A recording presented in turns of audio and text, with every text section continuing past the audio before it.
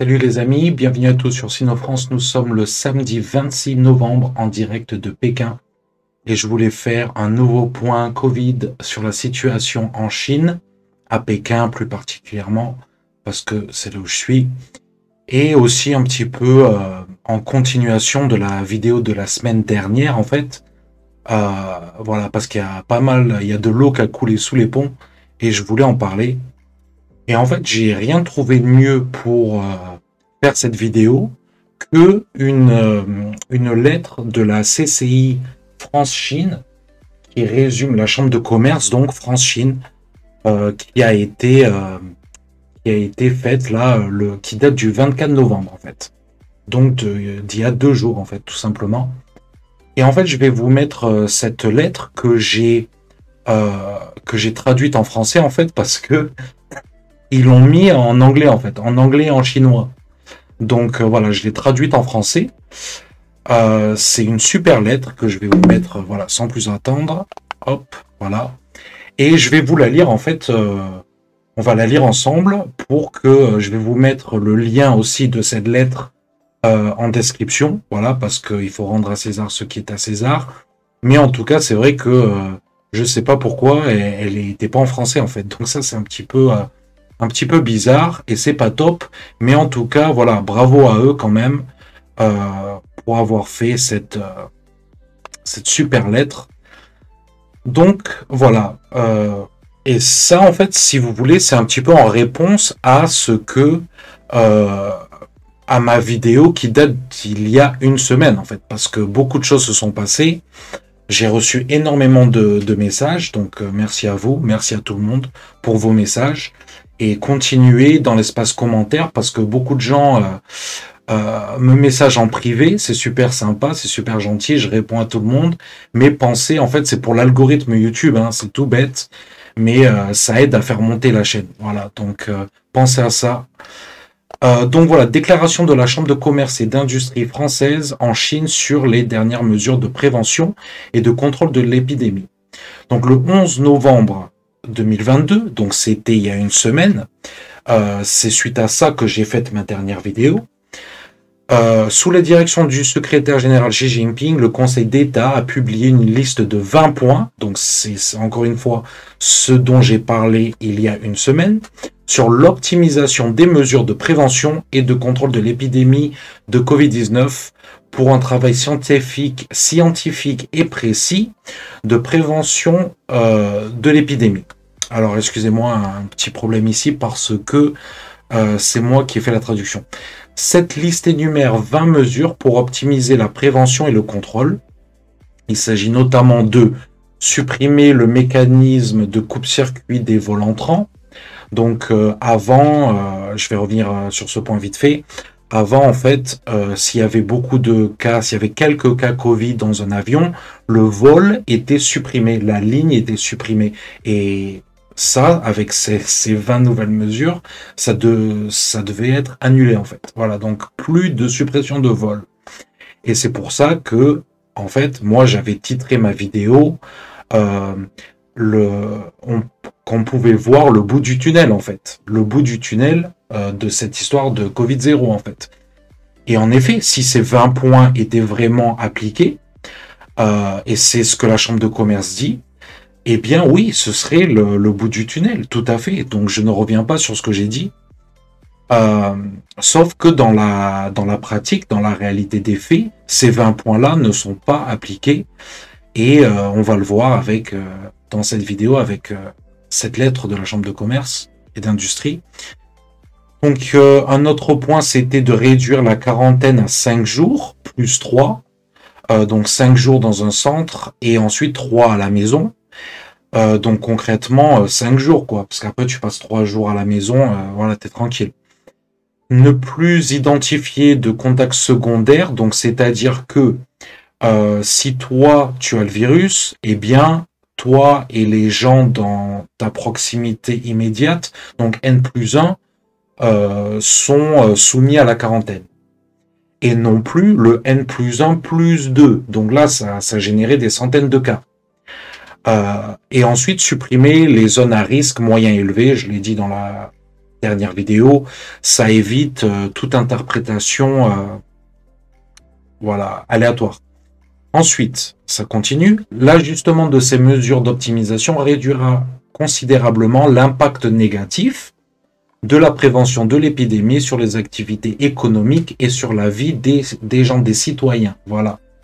Donc en effet, si ces 20 mesures étaient vraiment mises en place, eh bien hop, c'est le bout du tunnel, ça repartira doucement mais sûrement. L'introduction des nouvelles mesures a donné aux entreprises françaises en Chine l'espoir d'une nouvelle reprise des échanges commerciaux et économiques bilatéraux. Cependant, de bonnes mesures doivent également être mises en œuvre de manière uniforme, donc dans tout le pays, et équivoque et sans ajouter des couches d'autres mesures contradictoires. Tout à fait. Nous constatons que ce n'est pas le cas. En effet, voilà, bon, je tiens quand même à tempérer les choses. Et ça, je l'avais dit dès le début. Ça fait voilà une dizaine de jours que c'est sorti. Force est de constater que ce n'est pas appliqué. Mais moi, dès le début, j'ai dit que, eh bien, il faudrait plusieurs semaines, plusieurs mois que ça se mette en œuvre. Donc, et voilà, donc on va continuer. Plus de 10 jours se sont écoulés depuis la publication de ces mesures et les résultats réels de mise en œuvre ne sont pas à la hauteur des attentes de nos entreprises françaises en Chine. Voilà donc les entreprises françaises en Chine, mais les citoyens, c'est pareil. Hein. Voici quelques avis et suggestions de notre chambre de commerce au nom des entreprises sur les 20 nouvelles politiques de prévention des épidémies. Voilà, donc évidemment, c'est la chambre de commerce. Donc, ils représentent les commerces, les entreprises. Alors, numéro 1, voilà, donc ils ont fait 3 suggestions. Première suggestion, les voyages d'affaires intérieurs en Chine sont fortement entravés. Bien sûr, on ne peut pas trop aller venir à notre guise.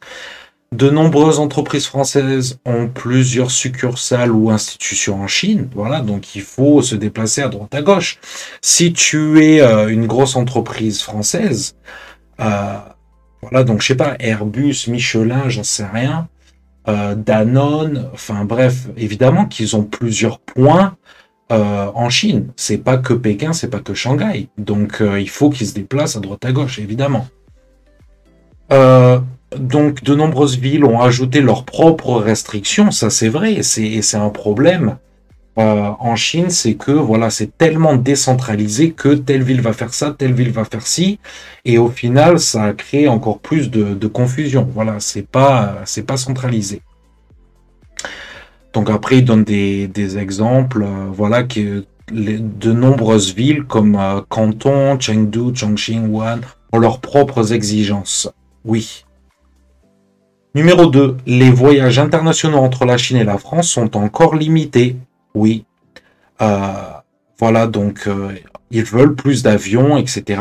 Et se rajoute à ça le coût financier, voilà, les voyages d'affaires, c'est un réel problème. Voilà, en effet. Et on veut, enfin, la CCI souhaite évidemment l'application de ces 5 jours à l'hôtel et 3 jours à domicile.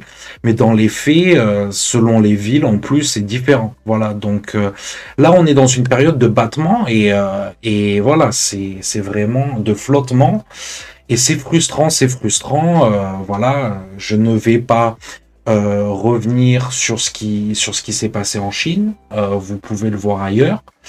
Voilà, il y a évidemment des choses qui se passent dans tout le pays et on espère que ça va s'arrêter le plus vite possible, voilà, dans les jours qui viennent. Mais il faut en effet que les mesures soient appliquées. Voilà, il n'y a pas de secret. Hein. Numéro 3, les activités commerciales locales au sein de la ville deviennent de plus en plus difficiles. Évidemment, si il y a des bâtiments entiers qui sont mis sous quarantaine, etc. Voilà, comme avant en fait. Et certains disent même peut-être pire qu'avant. Voilà. Surtout avec ce pic de cas de Covid qui est réapparu en fait. Voilà. Donc je vais mettre le graphique aussi pour qu'on voit vraiment le pic. Je fais une dédicace à Carole Gabé et son entreprise, son collectif Solidarité Covid, Laetitia aussi, que je vois qui poste bien en ce moment dans les groupes, qui prend le relais parce que Carole, après 2 ans, a pris un petit peu de vacances. Je vous invite à aller voir notre vidéo aussi avec Carole sur Sinofrance qui dure un peu plus d'1 heure, elle est un peu longue, mais voilà, c'est super intéressant. Je vais vous mettre son graphique, voilà, Solidarité Covid, français de Chine, voilà, super intéressant. Pour finir, pour conclure cette vidéo, bon ben déjà abonnez-vous, commentez, likez, partagez, c'est super important. Et bon voilà, le mot de la fin en fait, c'est que, eh bien, il faut tout simplement appliquer ces 20 mesures. Voilà, ces 20 mesures, les amis, qui sont sorties du Conseil d'État. Donc, en fait, c'est la plus haute autorité. Voilà, la plus haute autorité, directement sous la supervision du secrétaire général, du président. Voilà, donc, voilà, c'est aussi simple que ça. Et là, à ce moment-là, on pourra voir enfin le bout du tunnel. Surtout que ben, ces 20 mesures, en fait, dans l'esprit du Conseil d'État, eh bien, j'imagine que c'est la première étape pour ensuite élargir et donner la voie à moins de restrictions et aller vers la fin du Covid-0. Voilà. Donc, écoutez les amis, je demande à tout le monde d'être patient, voilà, de rester calme, c'est super important. Surtout que nous, on n'est pas dans notre pays, les amis, voilà, on n'est pas chez nous, on est des invités. Voilà, donc tout ce que moi je fais, je commente, voilà. Donc les amis, me demandez pas d'être Superman, je suis pas Superman, je suis pas là pour faire quoi que ce soit. Donc voilà. En tout cas, merci à tous d'avoir vu cette vidéo et je vous dis à bientôt. Ciao.